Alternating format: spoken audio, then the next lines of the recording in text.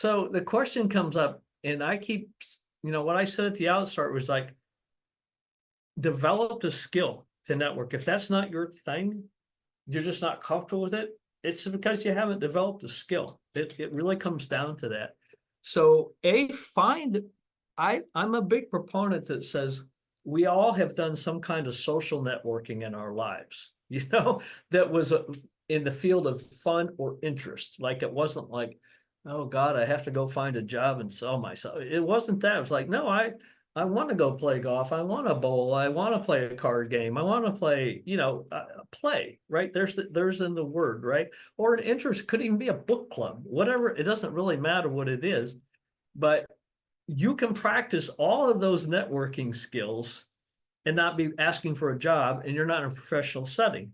So I think those are good places to build that up. And I just, like, there's a ton of things. If you go to Meetup and put just even networking in, you'll start to see a lot of things that show up. Any kind of social organizations, alumni groups, job clubs, Business Network International, Laura knows all about them, right? All too well. Toastmasters, churches. But the idea is go to places where you're going to feel supported and safe, right? And that's where you can do practices. So here's the last one. You might be scratching your head going, strangers? Why would we want to practice with strangers? Well, the strangers thing is more like, because in a networking event, unless we've met someone before, they're a stranger. Ultimately, I keep saying we want to have fun. In the best of worlds, we can call them acquaintances or colleges or friends. If they're really friends for us at this point, then all this got a lot easier. So strangers for me could some guy I run into 7-Eleven. We've been waiting in line for a long time. It's like, how long you been here? How long you been staying? It's small talk. That's really what it is with strangers. It's not trying to get them to know you or you to know them. It's just another area to practice. But whatever works for you, find a place to practice. Okay. So that's my big encouragement there. I'll keep us on the clock here. So I want us to go into breakout session 2, because I think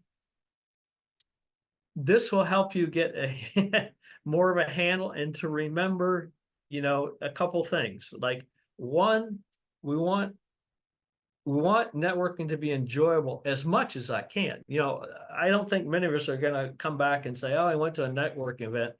I've never had more fun in my life.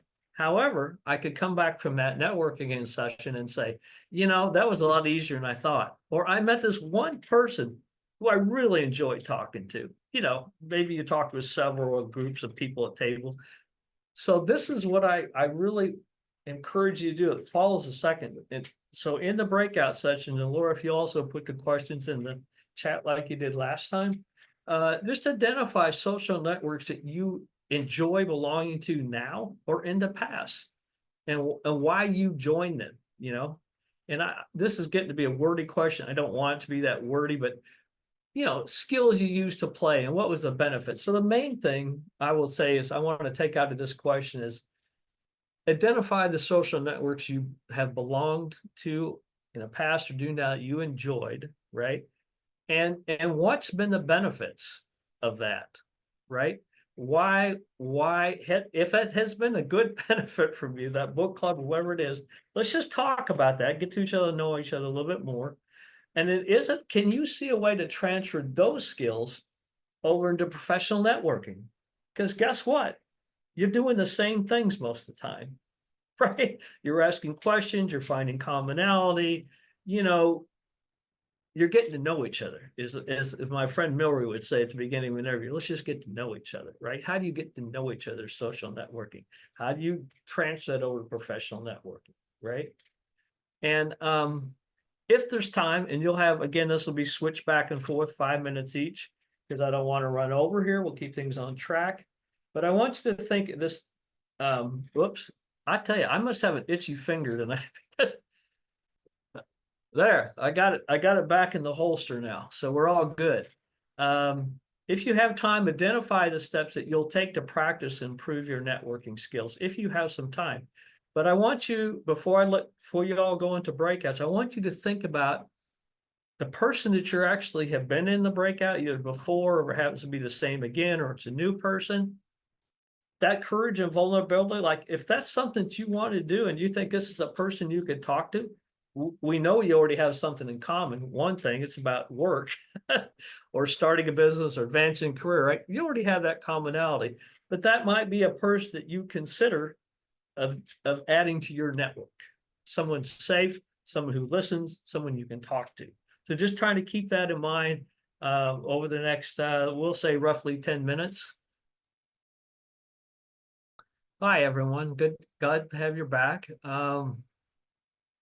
So someone tell me how that session went. Anything gained or gleaned from those conversations?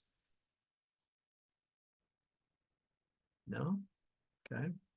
Well, we were talking, Emily and I were talking about how just walking the dog or through our children, and Emily has grandchildren, you can do networking as well. Ah, right. Good point. Good point. Okay. This is really kind of a question. Does this kind of approach make more sense than just jumping into professional networking? Kind of focusing a little bit more on social networking and transferring some of that over to professional? They think that's a good approach? Just curious. Okay, Yeah, this is E. May I say something? sure. Oh, okay. I hope everyone can hear me okay. I think networking is the best way to go in the era we are in, especially 40 and plus. That's a tough one. Okay. Although I'm hearing the young people struggling now, but I think networking is the way to go. It's a skill set. And networking with the right people is the way to go. Knowing people in that company, whichever company.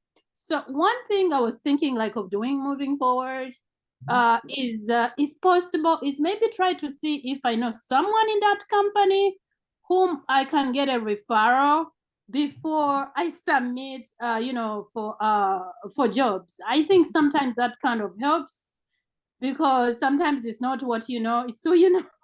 Yeah. That's the experience I have encountered over the years. If Yeah. you know someone, because a lot of companies, they tend to hire internally, right?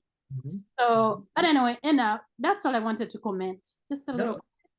Yeah, that's a good comment, and you clearly see the value of networking as well as the need. The other thing I talk about too is like there's a bit of a misnomer I just want to hit on real quick about it's not, what you know, it's who you know. So that kind of example I used earlier in the session tonight about, you know what, it'd be sweet. Let's just say I'm working at a company and they say, oh, you get $100 to $200 if you refer someone to our company and we end up hiring them, that kind of thing. But I've also kind of put my neck on the line, because if I don't think this person's going to pan out or do what they say they can do, that puts me in jeopardy. So that who you know person is very much going to drill down and say, do I think you're the person for this job? Do I think you're a good fit with our organization, for skills, experience, and culture? So I think there's probably more of that going on because the high risk is like you happen to hire someone and they don't pan out to be too good. Well, I guess that doesn't look too good on you. So, but yeah, no, very good. I'm glad you see the value and so like you're going to continue to network.